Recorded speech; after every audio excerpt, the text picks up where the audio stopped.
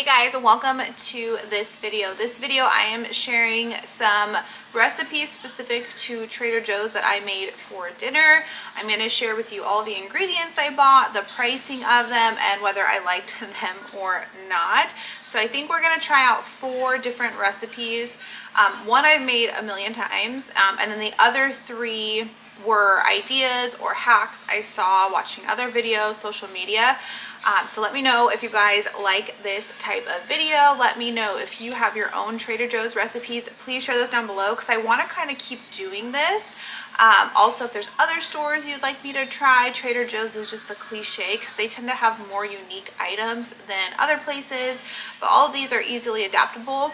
For my family of 5, I do feel like these recipes were affordable, easy, and most of them I would definitely make again. So I hope you guys enjoy this video. We're starting off strong with an easy 3 ingredient like full meal. That means we have our protein, we have our veggie, and we have our starch, and this is everything you need.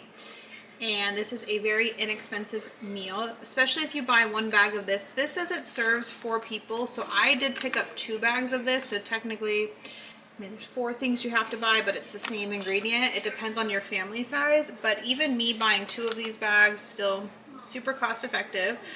This is one of our favorite orange chickens because you cook the chicken separately and then heat up the sauce so it's not mushy or anything. Absolutely amazing. Super easy. I always have these stocked in my freezer. And then this is really the game changer of having veggies. This is stir fry veggie bread. This is like $2. And it has broccoli, cabbage, bok choy, and snow peas. If you were to buy all those things individually, you're definitely paying more than it already being washed and ready to use. I'm just going to saute this with some olive oil, salt, and pepper, but you could put teriyaki sauce, whatever you want on this. And then for ease, I just picked up their frozen rice. This is super easy. You just microwave it. I think there's actually 3 packets in here, maybe? Yeah, I think there's 3 packages in here. I'll probably make 2 for dinner tonight, so I won't be using this whole thing for dinner. But then this is, again, pretty easy. You just have to microwave it. You could have saved some money and bought just their dry jasmine rice and just had that for other meals too. But this is the first dinner we're gonna make. 3 ingredients, inexpensive, and super easy. So this is pretty easy to put together. It doesn't take a ton of time or effort. I normally just lay the chicken out on a sheet pan and cook it till it's super crispy. This chicken cooks up really well. I was just sauteing the vegetables while the chicken was cooking. Again, less than 5 minutes. I did add some teriyaki sauce in here just to give them a little bit more flavor, but turned out great. Microwave the rice.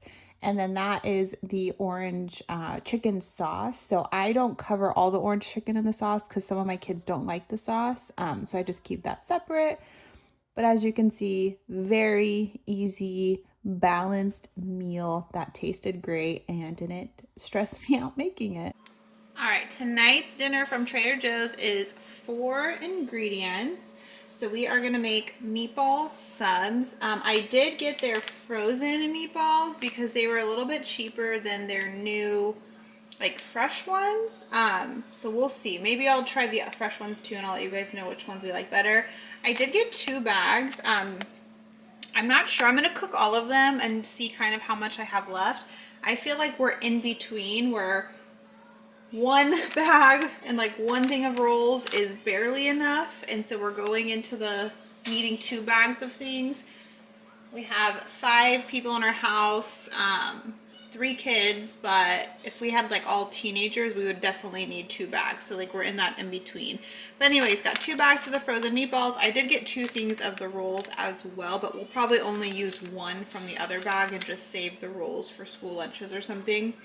I got their marinara sauce, very inexpensive. I've never had it, but I'm sure it's fine. I'm just gonna cook these in the oven with the sauce, so super easy too. And then I just got their light shredded mozzarella cheese. I probably wouldn't buy cheese from Trader Joe's. It seems like a little pricey for just what it is. I'd rather get it at like Costco or something. I do like the light cheeses if you can find them, especially shredded, because you get a lot more protein for a lot less calories. So yeah, so this is gonna be like an easy oven meal. It's a cold day, so it'll be good to have the oven on. I'm gonna pour the frozen meatballs into a pan with some tomato sauce, and I'm gonna just let that cook for about 30 minutes in the oven, and then I'll toast up the bread and cheese, and these will come together super easy. This was so easy, and I actually used this same method for making meatballs for like a party we had. We had a family party. I made stuffed shells, and I did these meatballs the same way. So I'm just putting a little bit of sauce on the bottom, pouring in the meatballs, pouring in some more sauce, and then literally just throw them in the oven. So good. As I noted, like one bag was absolutely more than enough. The 2 bags were a little much because I only was able to use, I think, like 2 meatballs per sandwich. So these are a great party food or a big crowd food, but if you're just trying to feed a family of similar size to mine, 1 bag of these meatballs would have been good, but dump some sauce on them, throw them in the oven, forget about it. So this is a really easy weeknight meal. I am going to add this mixed bag of salad. It's their Mediterranean salad that I picked up for a different recipe, but this was the wrong salad. So anyways, we're adding that to tonight's dinner to have a little bit more of some veggies, freshness to it. I really did like this mix. So if you haven't picked this one up yet, it is good. It's not too intense. I really do like this salad though, so I think it's a good recommendation. Just a side note, if you have kids that like salad but don't like these salad mixes, like my kids really don't like vinaigrette type dressings, I will take out just their salad before I do any of the dressing, and then I have like bottles of ranch or Caesar, and so they'll still eat salad, and then I'll just mix up the rest for like me and my husband who will eat the dressing. So just a little trick, because sometimes I'll just buy like all the stuff to make salads, but then a lot of it will go bad. So I do like these like prepared bags, but trying to figure out which ones my kids do and don't like just doesn't work. So separating their salad out first and then mixing up ours. I have everything in the oven right now. So those are toasting up on top. I don't know if you can really see, and then the meatballs are working great. So these are gonna be delicious. All right, cheese is all melty, the bread is toasty. The meatballs are steaming and bubbly and hot. And so what I'm going to do is I actually didn't really think of how filling this was going to be. So I'm actually going to make my daughters like half sandwiches. And so we actually probably could have gotten away with 1 bag of meatballs and 1 bag of bread, since they're like technically sharing a sandwich. So I'm just going to cut them up so it's a little bit easier for them to eat. So that's 1 meatball each. They can obviously have another one if they want another one. I just didn't want it to be too much for them. I'm going to put a little sauce on the crispy parts of the bread, and then I'm going to cut this in half for them. And so that is 1 sandwich. Absolutely delicious. And then they can have more if they want more. These are not, once they're made, you need to eat them because the sauce does start making the bread softer. So these are not make ahead together. You need to make it separate, and then you can spoon it up as needed. All right, we have another easy dinner from Trader Joe's, and this is like a famous like TikTok recipe that you may have seen. So we're gonna try it out. Literally me bringing these up to the counter, the cash register was like, oh my god, you're making the viral lobster pasta. Yes, yes we are. And so the important things that you need from Trader Joe's are Langostino tails. This is like a crustacean that's in between a shrimp and a lobster, and apparently it tastes just like lobster. I think that this is a great alternative. I've never seen this able to purchase anywhere except Trader Joe's. I think that this would also be good for like lobster rolls. This is packed, this bag. It was $15, so this is one of the pricier meals. There is like a red Argentinian shrimp that I saw someone else use, because a lot of Trader Joe's are actually sold out of this. That was $8. So I'm going to try it with this and see how these are, if they're really lobster-like. But if they're more shrimp-like, then we're just going to use shrimp because it's a lot cheaper.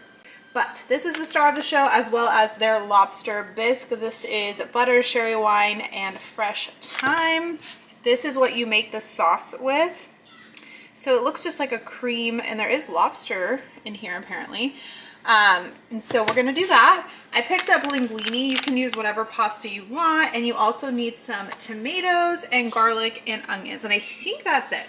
If I'm forgetting something, I don't think so, because I put all the ingredients, but we are gonna make a fancy, delicious pasta with all of this. I'm gonna start right now by boiling the noodles and cooking those separately, and then I'm gonna saute the onions and garlic. Then I'll add in the tomatoes, and then once that's all cooked together, then I'll add in the sauce and the tails and just cook it up. I think these are already cooked, so they just need to cook for a few minutes, nothing crazy. So this is actually a pretty easy meal to throw together.